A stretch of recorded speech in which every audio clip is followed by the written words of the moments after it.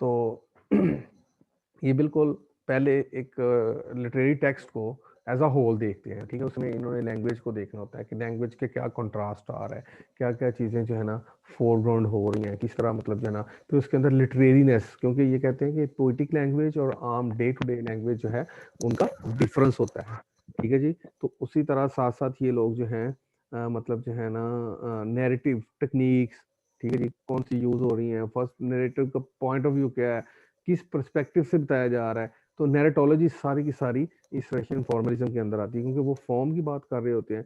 तो आज हमने उसके बाद लिटरेरीनेस ऑफ द लैंग्वेज, ठीक है, उसके अंदर उन्होंने बताया था कि राइम रिदम ये सारी चीजें प्री प्लान्ड एक कंपोज्ड की जाती हैं, ये कोई हैफर्डली यानी कि अचानक से नहीं कुछ चीजें क्रिएट हो जाती, सेल्फ क्रिएटेड नहीं होती, बल्कि पोइट जो है इनको deliberately with his deep thought poet can make happen by creating organic form to its contents.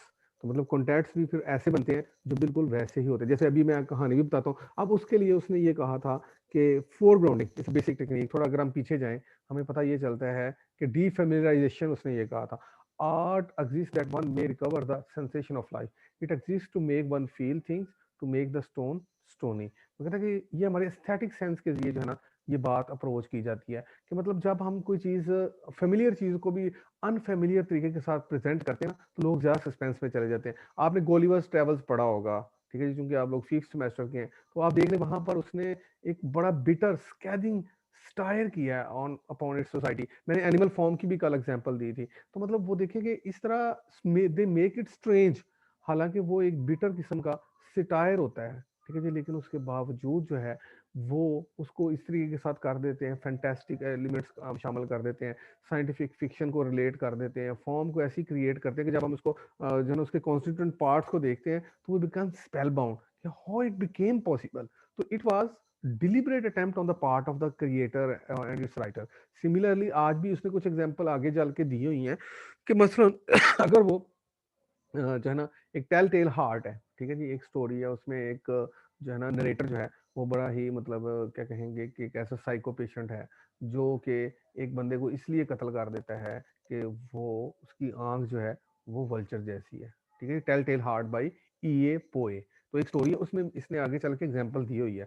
तो मतलब देखिए कि ये एक फोरग्राउंडिंग में डिफेमिलियराइज चीज़ों को करने के लिए कुछ मतलब ऐसे नरेटर बना दिए जाते हैं, ऐसे करेक्टर्स बना दिए जाते हैं कि जिसके अंदर हम जो है ना वो गुम हो जाते हैं। इसी तरह आगे कुछ आजकल अब नॉर्मल कैरेक्टर्स ले लिए जाते हैं, बच्चे जो होते हैं मतलब जो है ना स्पिरिट चाइल्ड जिसे कहते हैं, ठीक है। आजकल जो मॉडर्न पोस्ट मॉडर्न फिक्शन है उसके अंदर भी इस तरह फॉर्म को जानबूझ के जो है ना डिलिबरेटली उसको ऑर्गेनिक होल में बदला जाता है और उसके अंदर फोरग्राउंडिंग की जाती है। तो बैकग्राउंड में जो है ना और चीजें बताई जा रही होती हैं, उसमें हमारे मीनिंग्स जो आ रहे होते हैं, जबकि फोरग्राउंडिंग में इस तरह के नॉर्मल कैरेक्टर्स इस तरह के नॉर्मल बिहेवियर के साथ जो है ना चल रहे होते हैं। तो इसका मतलब ये हुआ कि ये फॉर्म जो है उसको बड़े ही तरीके के साथ क्रिएट किया जाता है, ठीक है जी। तो इस तरीके के साथ how is defamiliarisation achieved in a text.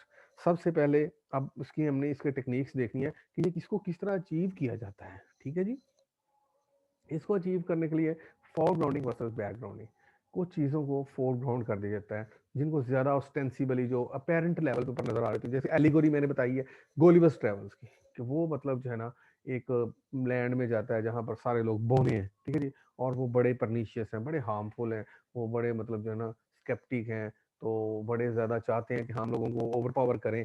तो मतलब उनकी जो है ना वो मेंटेलिटी को दिखाने के लिए उसने एक स्ट्रेंज तरीके के साथ हमें बयान कर दिया कि भाई मैं एक ऐसी अजीबो गरीब किस्म की लैंड, हालांकि वो लैंड यकीनन एग्जिस्ट तो कर रही होगी।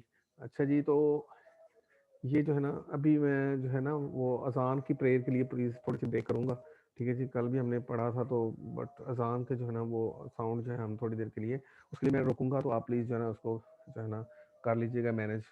तो बहरहाल मैं अभी तक तो पढ़ता जा रहा हूँ, जो अजान स्टार्ट होगी तो I will stop it for a quite some time. जी, तो फोरग्राउंडिंग में मैं ये बता रहा था कि उसने एक ऐसा अजीबो-गरीब किस्म का जायंट साइज़ फिगर बना दिया और वहाँ पर सारे के सारे ही मतलब अजीबो, हालाँकि हम मतलब कि ऐसी चीज़ें मतलब देख के हमारा माइंड जो है वो डिफेमिलियराइज़ कर रहा है ना राइटर, तो हालाँकि उसने बैकग्राउंड में क्या बताना है, वहाँ का कल्चर, वहाँ का रिलीजियस बातें, वहाँ की सोशियो पॉलिटिकल चेंजेज़, वहाँ पर कॉन्फ्लिक्ट्स, वहाँ पर सारी चीज़ें, ठीक है जी। तो उनको करने के लिए उसने बैकग्राउंड में फोरग्राउंड में एक ऐसा नॉर्मल सा कैरेक्टर बना दिया। सो प्लीज़ जो है ना अब अज़ान के लिए मैं थोड़ी देर के लिए स्टॉप कर रहा हूँ।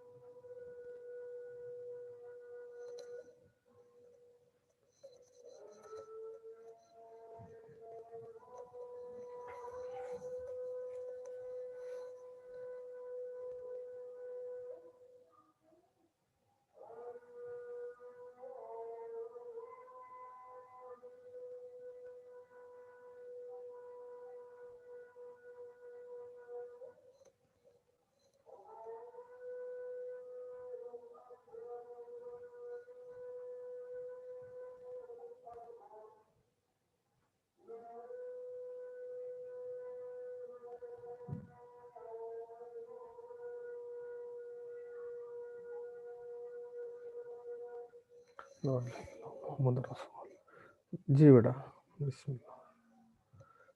नेक्स्ट जो है फोरग्राउंड के लिए इसने डिवाइसेस जो यूज़ करनी है वो कौन सी है डिवाइसेस कि मतलब how to make the things defamiliar, right. कि एक फेमिलियर चीज़ को डिफेमिलियराइज करने के लिए कुछ टेक्निक्स चाहिए, वो फोरग्राउंडिंग और बैकग्राउंडिंग है उसकी बड़ी टेक्निक, और उसके अंदर डिवाइसेस चाहिए होती है टेक्निक, और उसके सब जो है ना वो डिवाइसेस हैं। वो क्या है जी? सबसे पहले अनयूजुअल और अनरिलायबल नरेटर्स। सबसे पहले हमने गैर मामूली, जैसे मैंने आपको बताया कि सलमान रश्दी है, वो भी एक स्पिरिट चाइल्ड के बारे में बताता है, ठीक है जी। तो मिड नाइट चिल्ड्रन पाकिस्तान और इंडिया के बारे में बता रहा है। एक बच्चा है जो अब नॉर्मल सा बच्चा है, तो मतलब एक नरेटर जो है वो जानबूझ के मतलब एक चीज़ों को डिफेमिलियराइज करते हैं, ठीक है जी। तो ये इस art of creation, it's a मतलब जो है ना art of creation, it's a art of skill, right. Horse in a Tolstoy's Kholstomer, एक नॉवल है टॉलस्टॉय का, उसके अंदर एक हॉर्स है, उसके अंदर से मतलब अनयूजुअल किस्म के जो है ना वो चीज़ें ली जा रही हैं, उससे सीख की जा रही हैं। जैसे मैंने भी आपको सलमान रश्दी की भी एग्जांपल दी, और भी जितने भी आजकल के मॉडर्न राइटर्स हैं, अमेरिकन एफ्रो अमेरिकन राइटर्स हैं, ठीक है जी। टोनी मॉरिसन, वो भी इस तरह मतलब जो है ना बच्चों, अब नॉर्मल बच्चे जो है ना वो हकीकत जो है ना, क्योंकि उन्होंने पढ़ा बैकग्राउंड में बड़ी चीज़ें जो है ना, फोरग्राउंडिंग और बैकग्राउंडिंग। ये फोरग्राउंड में बच्चा एक आ जाएगा वो नॉर्मल अब नॉर्मल सा, और वो आपको रियलिटी बता रहा होगा पीछे इवेंट्स, उसके ख्वाबों में मतलब बातें जा रही होंगी, और बहुत कुछ जो है ना उसका फोरग्राउंड का बैकग्राउंड के साथ तल्लक बन रहा होगा। तो इसलिए जो है ना फोरग्राउंड में इस तरह के a deranged person in a Poe's the tell tale heart, ये मैंने बताया था आपको अभी। डी रेंज पर्सन जो है ना वो नरेटर जो है ना वो ले लेता है, और वो एक मतलब अजीबोगरीब, डी रेंज का मतलब क्या होता है? माइंड से बिगड़ा हुआ शख्स। और वो टेल टेल हार्ट है, उसकी स्टोरी है। ई ए पोए जो कि अमेरिकन राइटर है, उसमें बताया जाता है कि एक उस नरेटर जो है वो अपने एक ओल्ड मैन जो उसका रूममेट है उससे बहुत ज़्यादा नफरत करता है। नफरत करने की वजह ये होती है कि उसकी आंख जो है वो गिद्ध जैसी होती है, ठीक है जी। अब मतलब ये है कि एक नॉर्मल सी कहानी को अनयूजुअली मतलब बयान करने के लिए उसने अनयूजुअल नरेटर भी ले लिया। तो अब वो क्या करता है कि उस बूढ़े को कत्ल करने का प्लान बना लेता है। अब 7 दिन 7 रातें जो है ना वेट करता रहता है, सातों रात जाता रहता है। तो he wanted to kill that person when he is I would be open, right. तो जब उसकी देखता है कि वो तो सोया है, तो कहता है कि मुझे तो गुस्सा ही नहीं फिर आ रहा, क्योंकि उसकी जो गिद्ध जैसी आंख है जब वो खुलेगी तो फिर मैं मुझे गुस्सा आना है। तो 7वीं रात जो है ना वो इस तरह मतलब अपना विक्टिम को मारता है, फिर उसको किल करता है, फिर उसको जो है ना वो खुद कन्फेस कर लेता है। तो हालांकि जो रियल मोटिव्स होते हैं नॉर्मल किलिंग के, मतलब उसमें ऑनर वगैरह होती है, किसी की वेल्थ होती है, कोई लेन देन का तनाजा होता है, मतलब इस ये तमाम डिस्प्यूट नहीं थे। तो मतलब देख रहे हैं, तो एक इस मतलब फोरग्राउंड में एक ऐसा नॉर्मल करेक्टर बताया, और उसमें ओवरऑल जो सोसाइटी के अंदर एबनॉर्मलिटी है बैकग्राउंड में वो बताई जा रही है। तो इस तरीके के साथ ये एक बड़ी टेक्निक है डिफिमिलराइज की, जो डिवाइस है, जो अनयूजुअल और अनरिलायबल नरेटर की।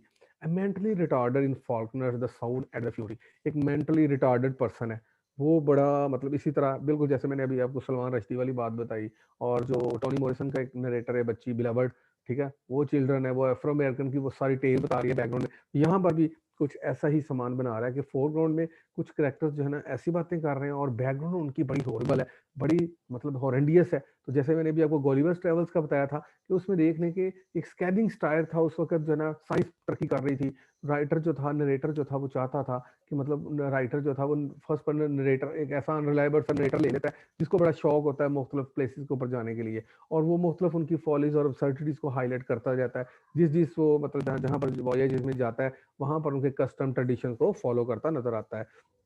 तो इस तरीके के साथ जो ना अनयूजुअल सबसे पहला डिवाइस जो है वो फोरग्राउंडिंग और बैकग्राउंडिंग में अनयूजुअल और अनरिलायबल नरेटर्स की होती है। ठीक है जी, जब राइटर्स ने कोई बैकग्राउंड में ज्यादा पर्पस कैनवस में बहुत सारी चीजों को छापना हो तो वो फोरग्राउंड में एक अब सा करेक्टर ले लेते हैं।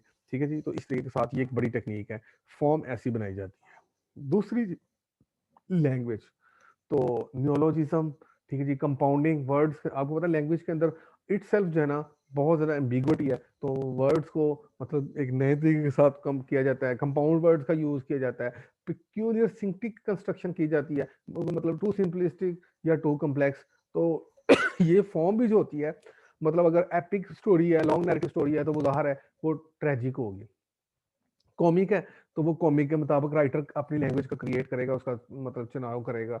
और ज़ाहिर है जब उसने एपिक में जाएगा तो वो ज़्यादातर पोइट्री को लेके आएगा, और अगर वो कॉमेडी में आएगा तो ज़्यादातर जो है ना वो सिंपल लैंग्वेज को होगा। यही वो कह रहा है, या तो ओवर सिंप्लिसिटी होगी लैंग्वेज के अंदर या ओवर कम्प्लेक्सिटी होगी। तो ये एक अनदर टेक्निक है कंस्ट्रक्शन के अंदर, और ये जो है ना मतलब फॉर्म को किस तरह क्रिएट किया जाता है। तीसरा है एब्सेंस और lack of punctuation, run on lines हो जाता है, मतलब बात का पोइट्स वो तो इससे लैंग्वेज से भी मतलब जो है ना एक मीनिंग बन रहा होता है। इट मीन्स के फॉर्म जो है उसका ऑर्गेनिक हिस्सा है कंटेंट्स का, तो इसलिए लैंग्वेज के अंदर भी एक कंट्रास्ट बनाए जाते हैं, जिस तरह अनरिलायबल और जो है ना इस तरह का अब नॉर्मल सा नरेटर क्रिएट कर लिया जाता है, उसका पॉइंट ऑफ व्यू हम तक बनाया जाता है, फोरग्राउंड में उसके पॉइंट ऑफ व्यूज आ रहे होते हैं, बैकग्राउंड में उसकी कुछ और चीजें रियलिटी बयान की। इसी तरह लैंग्वेज के अंदर भी जो मतलब इसको जब हम उसको पार्ट में डिवाइड करते हैं, कॉन्स्टिट्यूएंट्स देखते हैं, तो लैंग्वेज भी another weapon, another tool for an artist to expose the मतलब जो है ना larger aspect of his theme. तो उसके कंटेंट्स मींस फॉर्म के साथ बहुत ज्यादा इंटर रिलेट कर रहे होते हैं, बहुत ज्यादा कोऑपरेट कर रहे होते हैं। तो इट मींस के this is another second device जो है वो लैंग्वेज है। ठीक है जी, पहला जो था अनरिलायबल नरेटर था। तीसरा जी वल्गैरिटी ऑफ एक्सप्रेशन। सर्टनली मसलन the stylistic shift between the obscene and the sublime, the Pushkin's, the wagon of life. ये उसका एक जो है ना ये प्ले है, इसके अंदर जो है वो बताया जाता है कि किस तरह ऑब्सीन और सबलाइम जो है ना शिफ्ट होती है। कि मसलन जब ट्रेजी कॉमेडी देखनी होती है तो जो कॉमिक करेक्टर्स होते हैं उनको लैंग्वेज थोड़ी सी और दे दी जाती है। इट मीन्स कि वल्गैरिटी ऑफ एक्सप्रेशन उन लोगों को दे दिया जाता है, जबकि जो उसके मॉडरेट से करेक्टर्स होते हैं, जो प्रोटोगोनिस्ट होते हैं, उनके लिए एक्सप्रेशन जो है वो डिफरेंट होता है। तो इस तरीके के साथ हमें ये पता चला कि जो फॉर्म है उसका भी बड़ा तल्लक है। तो vulgarity of expression also lends meaning to the form and its contents. तो मतलब फॉर्म से जो मीनिंग्स जा रहे हैं वो कंटेंट्स तक, उनका ऑर्गेनिक होल है। तो इनकी जो प्रोग्रेस है वो बिल्कुल हमारी बॉडी की तरह है। तो मतलब ये ऐसे जैसे बॉडी का एक्सपेरिमेंट अब हम कर रहे हैं। ठीक है, रशियन फॉर्मलिज्म में ये है कि फॉर्म को इतना ज्यादा फॉर्म के जरिए कंटेंट्स को समझा जा रहा है, फॉर्म के जरिए थीम को समझा, फॉर्म के जरिए बैकग्राउंड को समझा जा रहा है, फॉर्म के जरिए लार्जर मीनिंग को समझा जा रहा है। तो मतलब जो है ना इस तरीके से उसको जब शॉर्ट वर्ड में डिवाइड कर दिया जाता है। Disrupted narratives.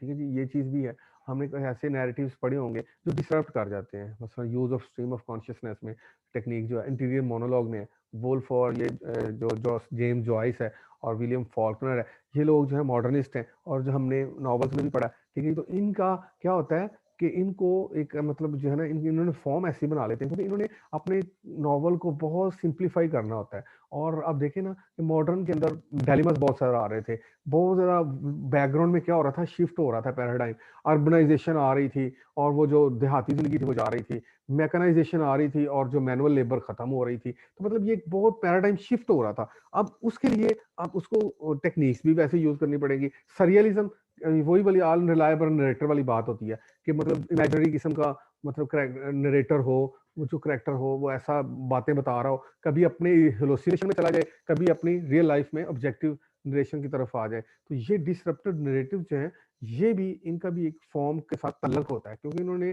पिछली बाईगॉन एजेस में जो इंप्रेशनेबल इवेंट्स होते हैं, मोनोलॉग्स, जो we when we go through the heart of the things, तो वी बिकम मतलब ले बेयर्स, दोज थिंग्स, राइट। तो इस तरह ये अनरिलायबल जो नरेटिव है, जो डिसरप्टिव नैरेटिव्स होते हैं, इसमें टाइम जो है उसकी कोई किल्लत नहीं होती।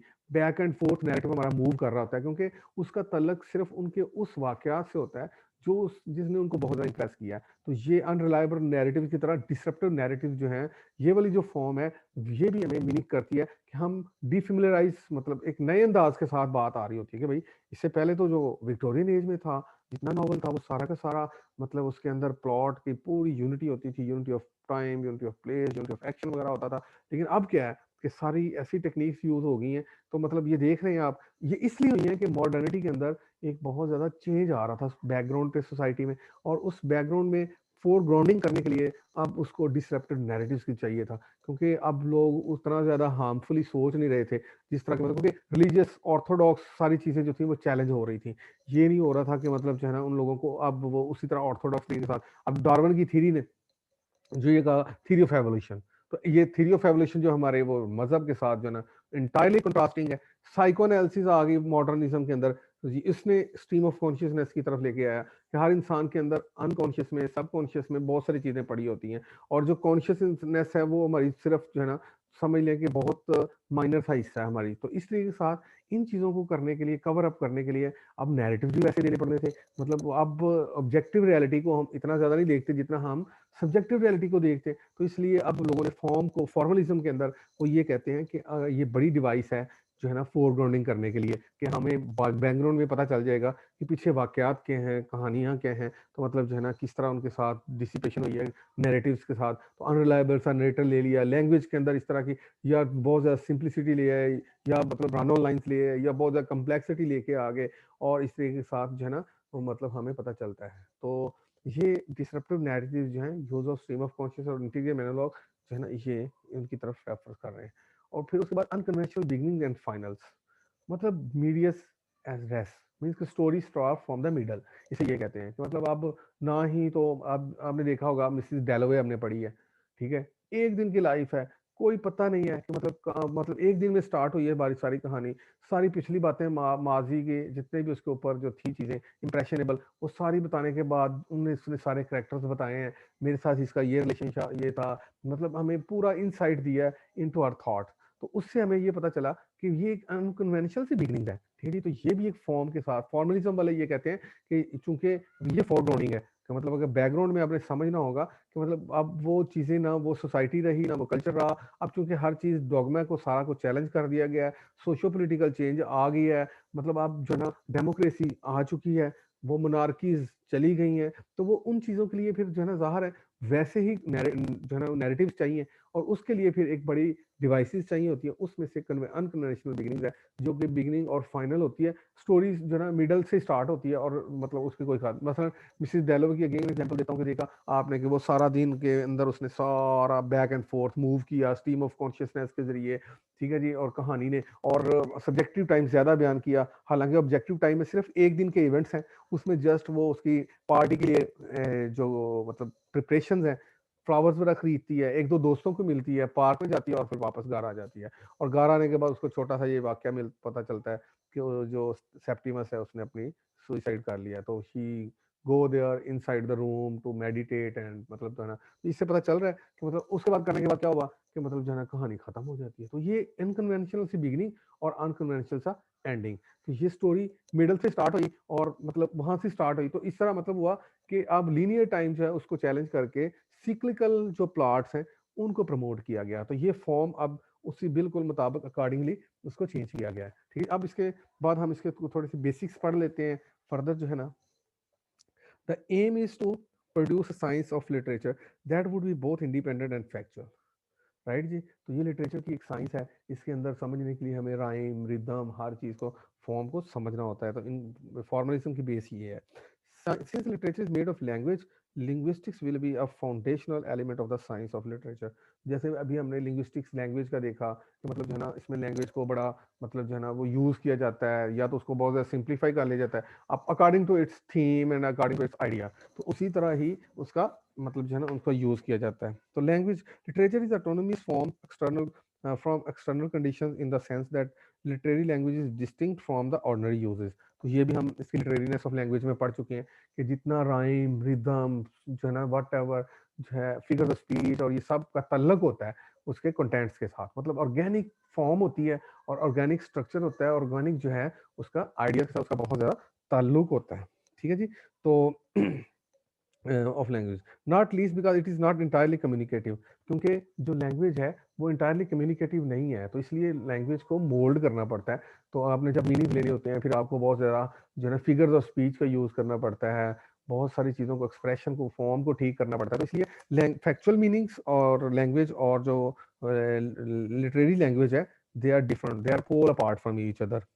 So literature has its own history, a history of innovation in formal structure and is not determined by external material and history. मतलब लिटरेचर की अपनी हिस्ट्री है, अगर हम इसको खुद देखें हमें फॉर्म की समझ आ जाएगी। अगर हम फोरग्राउंडिंग, अगर हम डिफेमिलराइज और लिटरेरीनेस ऑफ लैंग्वेज और इन तमाम चीज़ों के फॉर्म के साथ हम फेमिलियर हैं तो we will be able to make our own meaning instead of getting down into the history and first, मतलब तो बैकग्राउंड हम खुद बना लेंगे। भाई फोरग्राउंडिंग में अगर ये चीज़ टेक्निक यूज़ की गई है तो मतलब हमें ज़ाहिर है कुछ पर्पस, जैसे मैंने भी आपको ये अनकन्वेंशनल बिगिनिंग एंड फाइनल और लैंग्वेज और ये वल्गैरिटी ऑफ एक्सप्रेशंस और जो है ना डिसरप्टेड नैरेटिव्स और ये सारे इनके पर्पसेस बताए हैं कि इनके पीछे कुछ और चीज़ें हैं, इनको फोरग्राउंड किया जाता है just to make the form जो है ना इम्प्रेशनेबल। तो whatever literary work says can not be separated from how it says, चूंकि जो लिटरेचर का पर्पस होता है तो वो जो कह रहा होता है इसको हम आइसोलेट नहीं कर सकते हैं। ठीक है, तो इसका मतलब हुआ जो लैंग्वेज का जो साउंड है उसका मीनिंग के साथ कुछ तल्लक बनता है, तो हाँ ये लोग बना लेते हैं। बाद में मैंने कहा था ये स्ट्रक्चरलिज्म इससे डेवलप होगी, ठीक है जी, थ्योरी, और उसके बाद पोस्ट स्ट्रक्चरलिज्म आ जाएगी। वो कहते हैं कि मीनिंग जो है ना वो पैराडिग्मेटिक चेंज बनाता है जो स्ट्रक्चरलिज्म वाले कहते हैं, और फिर बाद में वो कहते हैं कि डिफरेंस आ जाएगा ना कि मीनिंग जो है वो हमारे मतलब जो है ना वो माइंड में होता है मीनिंग। ठीक है, हम खुद डिफरेंस के लिए मतलब डिफरेंस बना लेते हैं हम। मतलब एक डॉग का नाम लिया गया, ठीक है, डॉग से हमने जो लिसनर है वो उसके जेन में कुछ और डॉग आएगा, हमारे जेन में कुछ और इमेज आएगा, जो दूसरा और बंदा है सोचने वाला, तो इसका मतलब उसके मीनिंग जो है वो कहीं रुक गए हैं। तो आहिस्ता आहिस्ता इसने इस डिबेट पे आना है। तो उसके बाद जो है डिफेमिलियराइजेशन, ठीक है जी, और इसका जो बड़ी जो रशियन फॉर्मलिज्म की है बेसिक जो थ्योरी है वो डिफेमिलियराइजेशन, उसको मैंने अच्छी तरह एक्सप्लेन किया। उसके बाद उसमें हमने देखा फोरग्राउंडिंग और बैकग्राउंडिंग का जो है ना वो टेक्निक यूज होती है। फिर प्लॉट और स्टोरी में डिस्टिंक्शन है। ठीक है जी, तो प्लॉट जो होता है वो बनाया जाता है, उसको क्रिएट किया जाता है। स्टोरी जो होती है वो एक रा फॉर्म में होती है। ठीक है जी, तो शूजे और फेबुला इन्होंने ये टर्म्स जो ना रशियन फॉर्मलिज्म वालों ने बनाई। उन्होंने बताया कि मतलब जो है ना एक स्टोरी वो होती है जो क्रोनोलॉजिकल ऑर्डर में हमारे पास पड़ी होती है, जबकि प्लॉट वो होता है जो हमारे सामने उसको टेक्निकली प्रेजेंट किया जाता है। तो इट मीन्स के फॉर्म का बड़ा तल्लक होता है कंटेंट्स के साथ। तो इस तरह ये हमें पता चला, और इसमें जो हमने सारी टेक्निक्स हमने पढ़ी उसके बाद इसमें कुछ प्रिंसिपल्स हैं। ठीक है जी, फॉर्मलिज्म के जो बेसिक प्रिंसिपल्स हैं उसको भी हम डिस्कस कर लेते हैं जी। Here are some of the basic principles. The literary text is not cultural artifact, right जी। तो इसका कल्चरल आर्टिफैक्ट नहीं होता, object work of art, but a unified self contained and self defining piece of art. बिल्कुल new and practical criticism वाली बात। जिस तरह ये कहते हैं ना पोइटिक लैंग्वेज और इमोटिव लैंग्वेज, मतलब इमोटिव लैंग्वेज, इसी तरह का आई ए रिचर्ड्स ने भी कंसेप्ट वहां पर दिया हुआ था।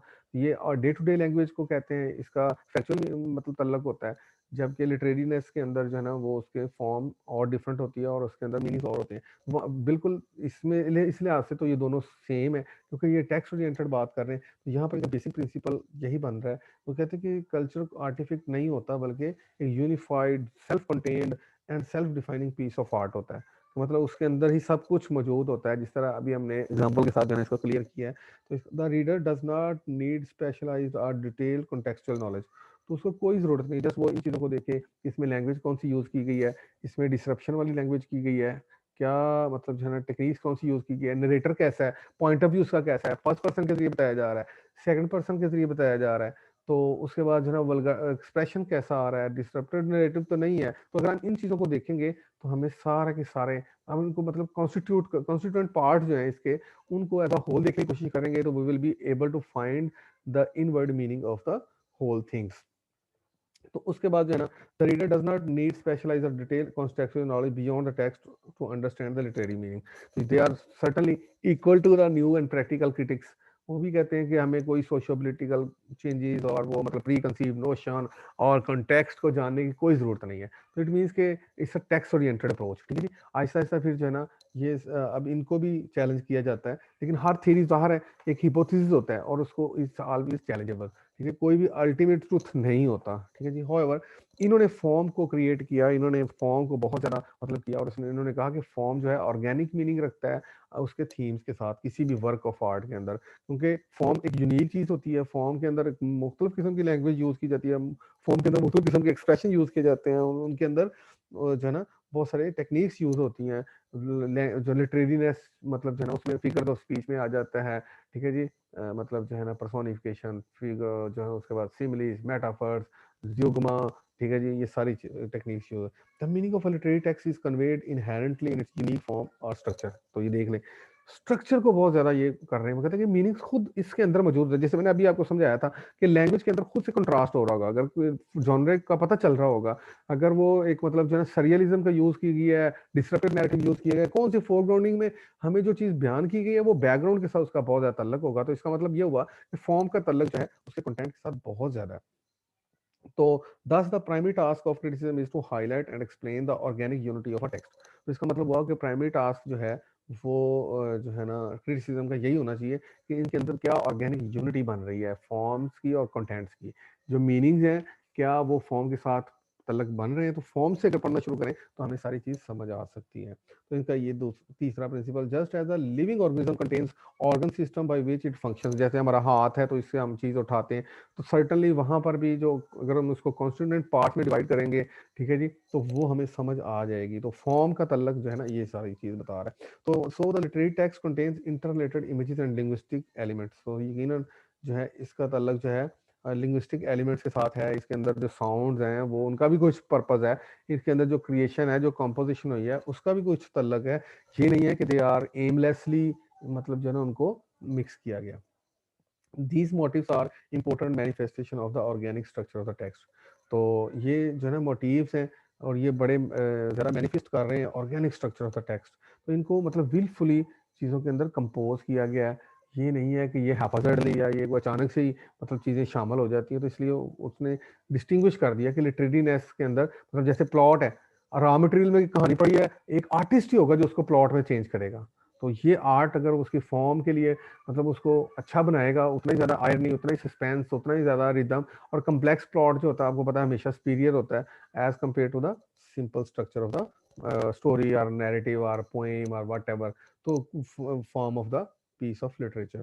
तो every piece of the text, like every cell in an organism or every brick in a building। देख लें जी, तो जो टेक्स्ट है, टेक्स्ट का हर हिस्सा जो है वो ऐसे जैसे बिल्डिंग के अंदर ब्रिक्स का हिस्सा है, ठीक है जी। ब्रिक्स एक एक मिला के तो आगे बिल्डिंग बनती जाती है, उनका स्ट्रक्चर होता जाता है, उनकी फॉर्म बनती जाती है। इसी तरह जब हम उनको जो है ना सब डिवाइड करते हैं, अब उनको माइन्यूटली देखते हैं और फिर हमें पता चलता है कि अच्छा इसका मकसद ये था, इसका मकसद ये था, ठीक है जी। कंट्रीब्यूट टू द लाइफ और meaning of the work text। Formalists ideally seek to explain and assess the function of all pieces of text।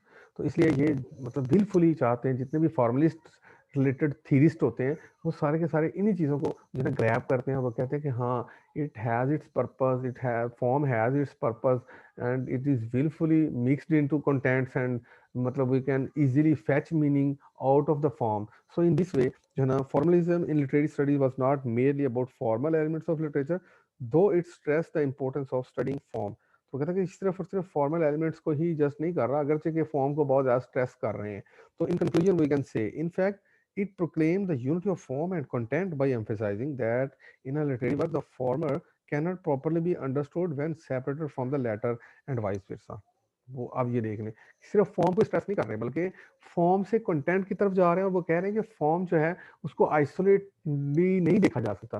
Contents meanings मतलब जो है ना उसके टेक्स्ट के जो टेक्सचर बनाया गया है उसको क्रिएशन करने के लिए अगर हम उसको एज अ होल पढ़ें तो हमें समझ आए कि अच्छा इसका कुछ पर्पस था। तो इसका मतलब हुआ ये ऑर्गेनिक यूनिटी मांग रहा है। जिस तरह हमारे बॉडी का फंक्शन जो है वो जो है ना एक तरह से डिफरेंट भी है। जैसे हाथ जो ऐसी चीज सिर्फ चीजें उठाने के लिए है, टांगे जो है उसे चलने के लिए।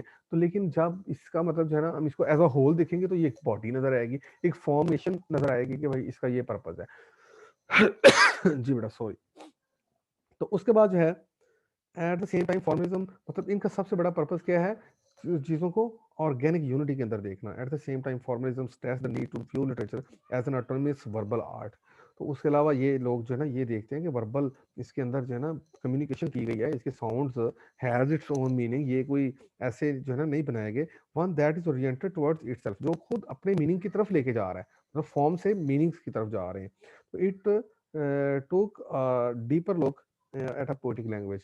तो इसीलिए हम पोएटिक लैंग्वेज के अंदर जब हम उसको देखते हैं, फिगर्स ऑफ स्पीच हमें आ जाए तो we can crack a lot of other things. ठीक है जी, we can fetch a lot of meanings out of it. The school of thought recognize the distinct difference between practical language and poetic language। और दूसरा इनका बड़ा hallmark ये है कि ये लोग जो है ना मतलब प्रैक्टिकल लैंग्वेज जो डे टू डे स्पीच में और पोएटिक लैंग्वेज जिसको बनाया जाता है लिटरेरीनेस के अंदर वो चेंज करते हैं। मोटिव लैंग्वेज जो उसने कहा था, ठीक है जी, आई रिचर्ड्स ने। तो they were the first individual to do in depth study into the sound pattern of poetry.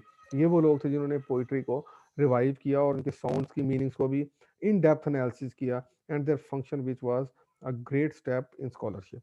तो उन्होंने ये बताया कि स्कॉलरशिप में इनका बड़ा ज़्यादा पर्पस है। तो दस formalism address the language of literature and establish the basis of the origins and development of the structuralism in literary studies. इस तरीके के साथ ये लोग जो है ना स्ट्रक्चरलिज्म की तरफ जो है ना ये लोग बढ़ रहे हैं कि उन्होंने कहा कि जो फॉर्म है वो एक मतलब जो है ना मीनिंगलेस नहीं है। तो ये एक यूनिफॉर्म होल है, फॉर्म जो है कंटेंट्स के साथ मीनिंग्स के साथ। तो इसको जो है ना विलफुली बनाया जाता है और इसको क्रिएट किया जाता है। तो it is up to the artist to what extent he और शी मेक इट। ठीक है जी। तो अब आप लोग 2 मिनट्स हैं, you can give me your queries और क्वेश्चन और वट एवर यू हैव जो है ना रिसीव फ्रॉम दिस लेक्चर। तो please tell me, let me know, right. तो और ये रशियन फॉर्मलिज्म हमारी ये ख़त्म हो चुकी है। अगर हमें ग्रैंड लेक्चर मिल गया ऑन कैंपस तो वो it will be very worthwhile. Otherwise ये हमारा कंप्लीट हो चुका है। अभी उससे रिलेटेड कोई क्वेश्चन है तो प्लीज़ आप लोग मुझे बता सकते हैं। वो आर जस्ट अंडर 2 मिनट्स। जी बेटा।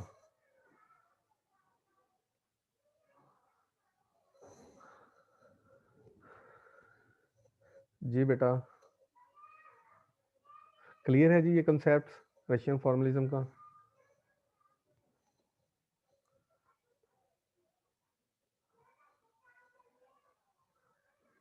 और उसके अलावा जैसे मैं हस्बे आदत कहता होता हूँ कि जी तो प्लीज़ ये स्क्रीनशॉट दे लीजिएगा जो भी सी आर हैं आपके या जी आर हैं, ठीक है जी।